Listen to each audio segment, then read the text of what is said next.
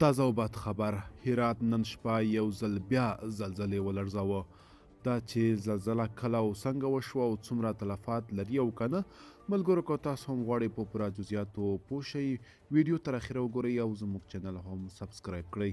سلام، ستړي مه شئ، وخت مو بخیر. په مکړئ د نن ورځې تازه او مهم خبر ته. څو شېبې وړاندې هرات یو ځل بیا زلزلې ولړزاوه.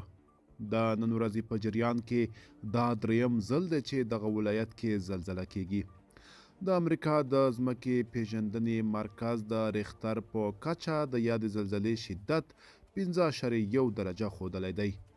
نن له غرمې مخکې هم دغه ولایت نسبتا زورورې زلزلې لړزولی و. بلخوا د امریکا د ځمکې پیژندنې مرکز ویلي چې نن ماښام 6 بجې یوې زورورې زلزلې چې شدت یې د ریختر په کچه 5.1 درجې و د هرات ځینې برخې ولړزولې. نن ورځ دا دریم ځل دی چې په دې ولایت کې زلزله کیږي.